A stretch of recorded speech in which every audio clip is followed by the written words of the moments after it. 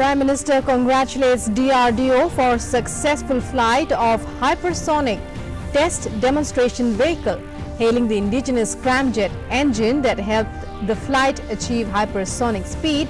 PM says very few countries have such capability today.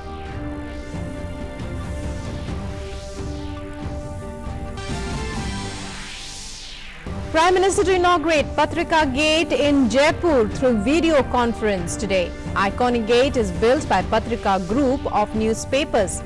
PM to also release 2 books written by the group chairman on the occasion.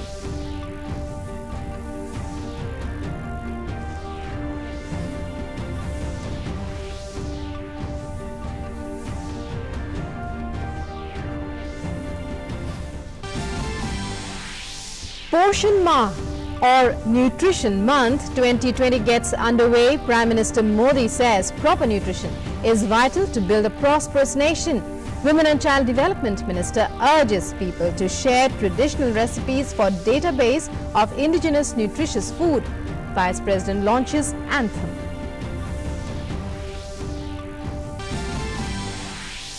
Met Department says rainfall 27% above normal in August. Accurate forecasting helps in rescue and relief work during heavy rains and floods in several parts of the country.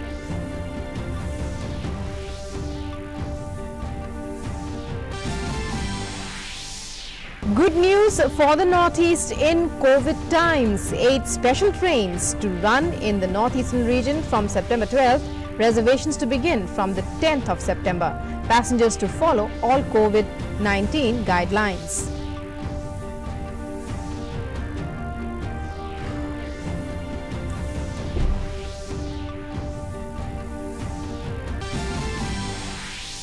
And India continues the battle against Covid-19 with test, track and treat strategy. Mortality rate goes down to 1.7%. Recovery rate climbs to 77.31%. Over 5 crore people tested so far.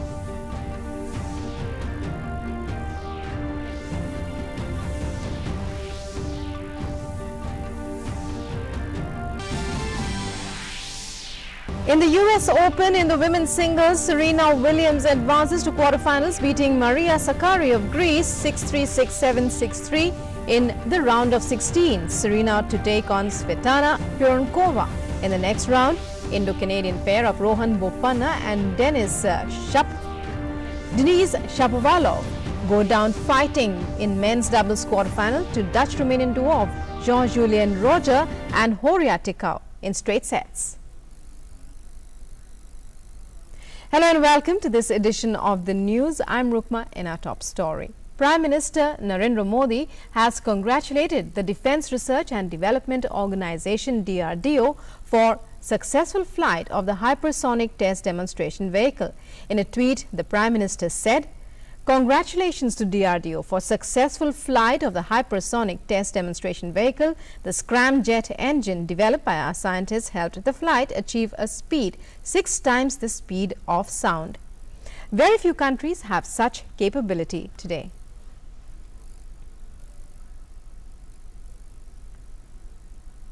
In a historic mission on Monday, India successfully flight tested the Hypersonic Technology Demonstrator Vehicle HSTDV. This is a giant leap in indigenous defense technologies and a significant milestone towards a Sashakt Bharat and Atmanirbhar Bharat. With this mission, DRDO has demonstrated capabilities for highly complex technology that will serve as a building block for next-gen hypersonic vehicles in partnership with industry. Chairman DRDO said that it is a major technical breakthrough for the country and has paved the way for several other technologies. The Hypersonic Test Demonstration Vehicle, which is successfully flight tested from interim test range off the coast of Bay of Bengal from Orissa, is a major technological breakthrough of the country. The scramjet engine has been successfully flight tested at hypersonic speeds within the atmosphere and this testing paves the way for many more critical technologies, materials and hypersonic vehicles development. Prime Minister Narendra Modi will inaugurate the Patrika Gate in Jaipur through video conference at 11 a.m. today. The iconic gate is built by the Patrika group of newspapers on the Jawaharlal Nehru Marg in Jaipur. Prime Minister Modi will also release 2 books written by the group chairman on the occasion.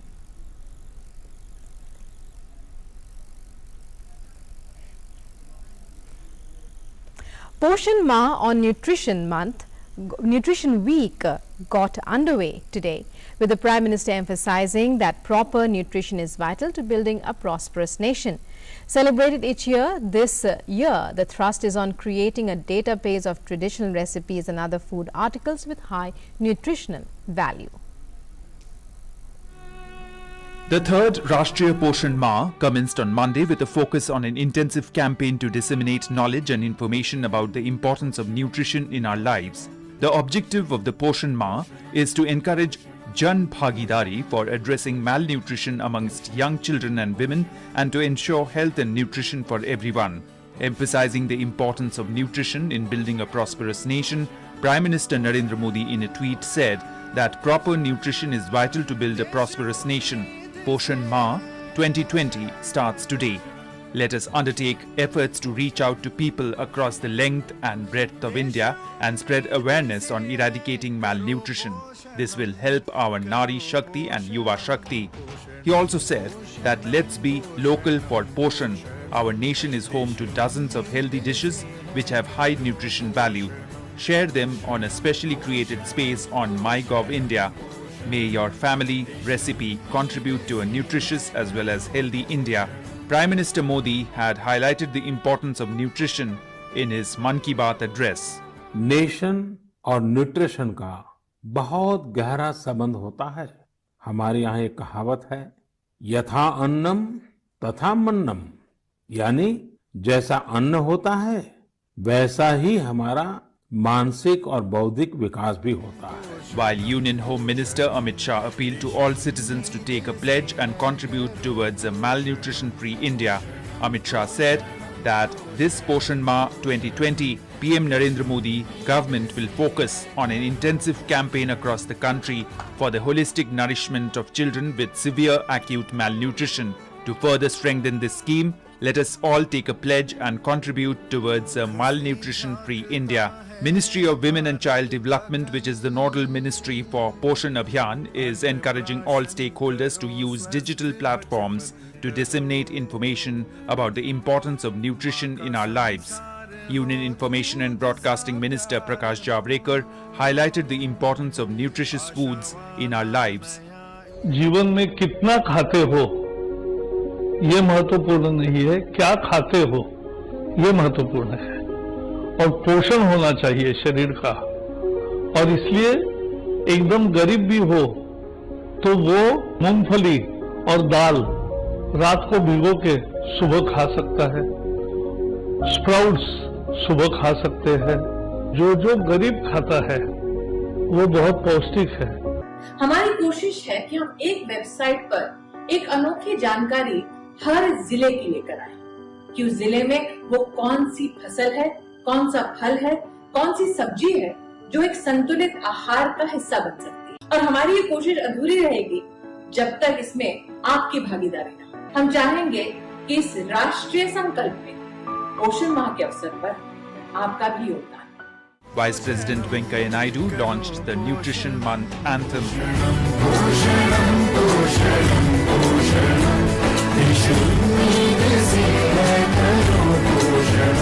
Every year, the Poshan Ma is celebrated under Poshan Abhiyan. Poshan is an acronym that stands for PM's overarching scheme for holistic nourishment, DD India. The country is likely to see normal to above normal rainfall in September. According to Dr. M. Rajivan, Secretary, Ministry of Earth Sciences, rainfall recorded 27% above normal in August. In an exclusive interview to Doordarshan, the Secretary said a good monsoon in return will help the economy. He said accurate forecasting has helped in rescue and relief work during the heavy rains and floods that took place in several parts of the country. He also said that more Doppler weather radar will be in place, and setting up a flood warning system will be a priority for the ministry. Tell us, this year we have seen IMD's monsoon tracking. At the same time, the retreating monsoon also we are expecting. What is your take on, as of now, the situation of monsoon? Actually, the monsoon rainfall is going well. June was very good, and July there was little deficiency. Now August was pretty good. It was some 27% above normal. And September so far it is bad, but it will pick up after 15th of September. We are expecting. So far the monsoon rainfall has been good, so as expected. So we have given a prediction of 102 plus 7 is 4. So that means we expected a normal to above normal rainfall. So that's experience. We are happy. And this year rainfall should support Indian agriculture, and should give a good kharif output this year, and should really help Indian economy. How many Doppler radar you are expecting to add more, as well as the flood warning system in other states? When can we expect? So in Northwest India we are going to put 10. Only 2 have come, and another 2 will come very quickly in another 2 months. And by 2021 June, and we will be able to complete all 10. How many in total will that? 10. In 10, and already we have 27 in the remaining places. This is only for Northwest India, especially Uttarakhand, Himachal Pradesh and Jammu and Kashmir. And also over plains we are going to put one good radar in Bombay in another next 2 to 3 months, and one small radar in Chennai, and one radar in Kannur. And remaining radars will come by next year. Some few radars, 11 radars will come in different places, like including Port Blair as well as Lakshadweep, and Ahmedabad, cities like Ahmedabad, etc. And regarding flood warning system, we already installed 2 flood warning systems, one in Chennai, another in Bombay, and we would like to replicate this system for some more cities like Calcutta and Bangalore. So we are working on that. Probably by next year we will. And what about other cities, sir? Cities, we cannot, depending upon the data availability, we can take parallelly. So we will think about putting more and speed up this work, so that we can next 4 or 5 years we can complete most of the major cities. Appreciate your time. So that was Secretary Rajivan telling us that it is important to have the system in place to track the monsoon, at the same time making sure that a flood warning system is also in place in major cities. With cameraman Arvind Vishnu, this is Tapash Bhattacharya, DD India, Delhi.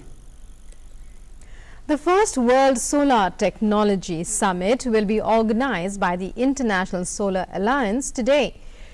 Over 26,000 participants from 149 countries have registered to join the virtual summit.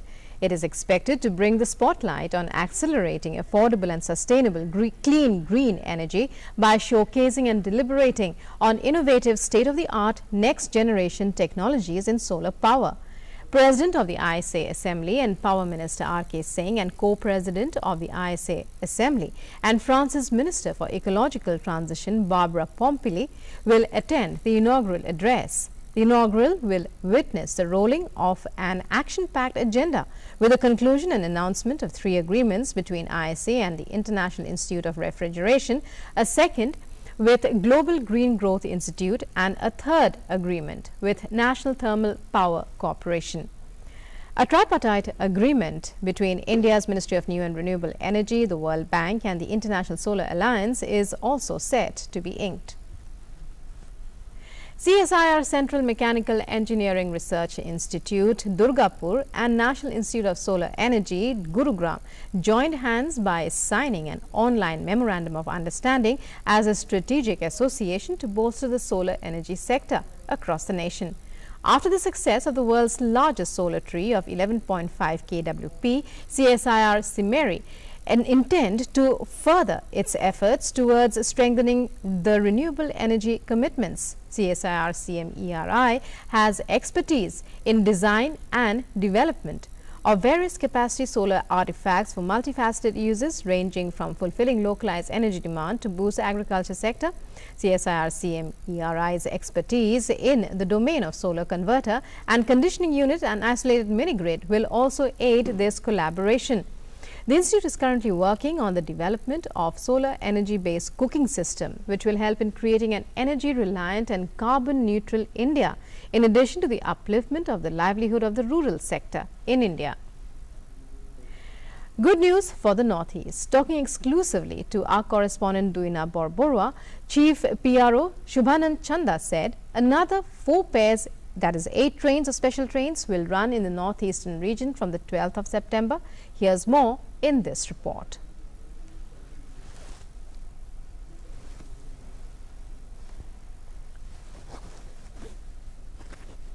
September 12th, out of which 4 pairs of trains are for the northeast region. The reservations for this will begin from September 10th. The 4 pairs of trains are Dibrugarh-Lalgarh Express, Dibrugarh-Amritsar Express, Guwahati-Bengaluru Express and Agartala-Devghar Express. In NF area, we are going to run 4 new pairs of special passenger trains from 12th September onwards. The reservation for these trains will start from 10th September and it will be available both online and from the ticket counters. The passengers who will travel in these trains must follow all Covid-19 protocols, including wearing masks and social distancing. Linen and pantry food services are also not available for safety of passengers. Like before, we used to provide cooked food from pantry cars, but now as we have to ensure the hygiene of the food, we are not providing cooked food. Packed food will be provided by IRCTC in a limited way in some of the trains. These new 40 pair of special trains will run in addition to 230 trains that are already in operation across the country. Witnessing a surge in demand, Indian Railways have decided to start 40 more pairs of special train in the entire country from September 12th, out of which 4 pairs are for the northeastern region. The passengers can travel across the country by following all the COVID-19 protocols. In Guwahati, this is Duina for DD News. Jammu and Kashmir Lieutenant Governor Manoj Sinha visited Jaghdi township. Lieutenant Governor said that the welfare of every section of society and each community, besides safeguarding the rights of the people of J&K, is the topmost priority of the Union Territory's government. The Lieutenant Governor also said that the government is working on the agenda of equitable and holistic development.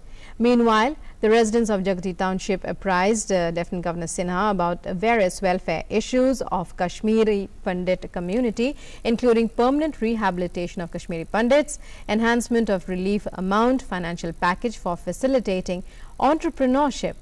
The Lieutenant Governor, while interacting with the people there, assured them that all genuine issues and demands projected by them would be looked into meticulously for their early redressal. J&K Lieutenant Governor Manoj Sinha visited Raghunath, Ranbireshwar and Panchbakhtar temples in Jammu city and took stock of the facilities being made available to visiting devotees. He also interacted with locals, shopkeepers, office bearers of traders associations and inquired about the difficulties being faced by the people and the business community due to the COVID-19 pandemic or otherwise. The Lieutenant Governor urged people to come forward with their issues and grievances and play an active role in the development process by providing regular feedback on the working of the administration. He also said that the government is committed to resolve the grievances of the people through an effective public redressal system and assured them that all their genuine issues and demands will be addressed on merit. The government of Himachal Pradesh and the World Bank have signed an $82 million loan for the implementation of Himachal Pradesh State Roads Transformation Project, which will strengthen transport and road safety institutions of Himachal Pradesh by improving the condition, safety, resilience and engineering standards of state road network. The $82 million loan from the International Bank for Reconstruction and Development has a final maturity of 15 years, including a grace period of 5 years. The Himachal Pradesh State Roads Transformation Project will finance initiatives to build climate and disaster resilient roads, improve road safety along tourism corridors in Himachal and support the government's initiative to create a corporate entity responsible for ensuring well-performing roads. A third of the maintenance contracts under the project will be awarded to women-led self-help groups. With the formation of a low-pressure area yesterday leading to adverse weather conditions in the Arabian Sea, the Coast Guard rescued 24 fishermen in distress off the Kerala coast. A statement issued by the Coastal Security Agency said it is on the lookout for 31 more similarly placed fishermen and their boats stranded at sea. The Coast Guard carried out rescue efforts in coordination with fellow fishers, Marine Enforcement Wing and the Coastal Security Police. A Dornier aircraft, a Chetak helicopter, along with Coast Guard vessels ICGS Samar, ICGS Vikram, ICGS Aryaman and an interceptor boat are undertaking coordinated search to trace the fishermen and their boats. The Maritime Rescue Coordination Centre in Mumbai has issued an alert to all ships in the vicinity to maintain lookout and render assistance to distressed fishing boats. And let's now take a look at the updates on COVID-19 from across the country. India's battle against COVID-19 is getting stronger with every passing day. India is one of the few countries that have reported very high numbers of daily testing. The daily testing capacity has crossed 11,70,000. India's cumulative tests are nearly 5 crore as on date. 7,20,362 tests were conducted in a single day. As a result of the countrywide ramped-up testing, 1,33 lakh COVID tests conducted in the last 2 weeks alone. The COVID-19 recovery rate has risen to 77.31%, with 69,564 patients recuperating in the past 24 hours, pushing the total number of recoveries to 32,50,000, the Health Ministry said on Monday. The case fatality rate has further dropped to 1.7%. And let's now take a look at the COVID situation across the worst affected states of the country. Maharashtra continues to remain at the top of the chart, registering 16,429 new cases yesterday. 14,922 patients were discharged, while 423 patients died in the past 24 hours. Currently, there are 2,36,934 active cases in the state. Tamil Nadu continues to show progress on the mortality front from COVID-19, with the death toll again staying below the 100 mark, recording 89 deaths yesterday. 5,776 persons tested positive for COVID-19 in the past 24 hours, while 5,930 patients were discharged yesterday. In the national capital Delhi, 2,077 new cases of infections were reported yesterday. 2,411 patients were cured and discharged, while 32 patients died in the past 24 hours. Currently, there are 20,543 active cases in Delhi.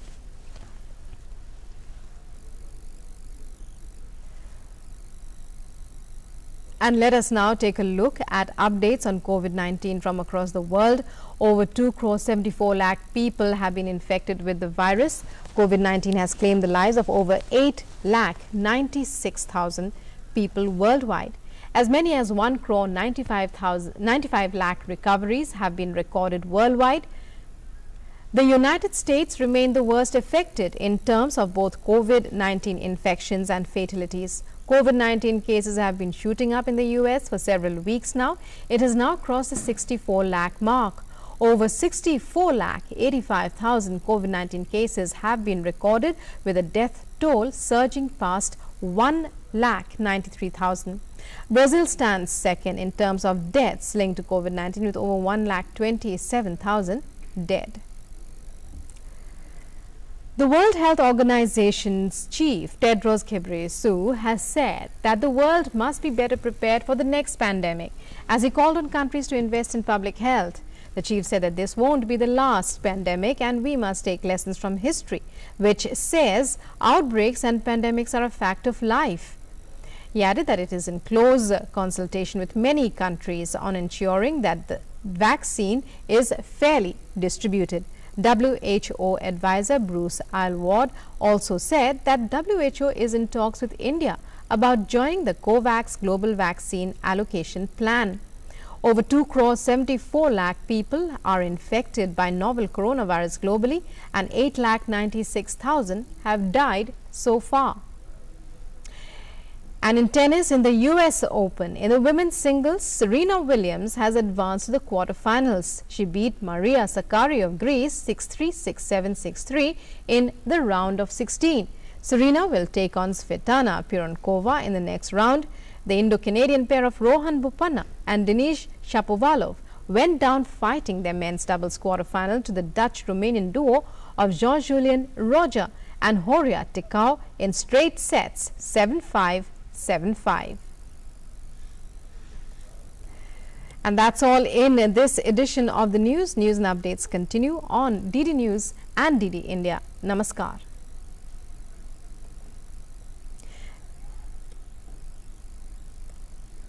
Time now for the weather report. Heavy to very heavy rainfall forecast at isolated places over Kerala and Mahe, and heavy rainfall at isolated places over East Uttar Pradesh, Sub-Himalayan, West Bengal and Sikkim, Arunachal Pradesh, Assam and Meghalaya, Madhya Maharashtra, Rayalaseema, Karnataka, Tamil Nadu, Puducherry and Karaikal and Lakshadweep. Thunderstorm accompanied with lightning very likely at isolated places over East Uttar Pradesh, Madhya Pradesh, Vidarbha, Chhattisgarh, Bihar, Jharkhand, Gangetic, West Bengal, Odisha, Arunachal Pradesh, Assam and Meghalaya, Nagaland, Manipur, Mizoram and Tripura, Madhya Maharashtra, Marathwada, Konkan and Goa, coastal Andhra Pradesh and Yanam, Telangana, Rayalaseema, Karnataka, Kerala and Mahe, Tamil Nadu, Puducherry and Karaikal and Lakshadweep. Strong winds very likely over Kerala, Karnataka coast and Lakshadweep area over southwest Arabian Sea. Fishermen are advised not to venture into these areas. And now let's take a look at temperatures recorded in major cities across the country.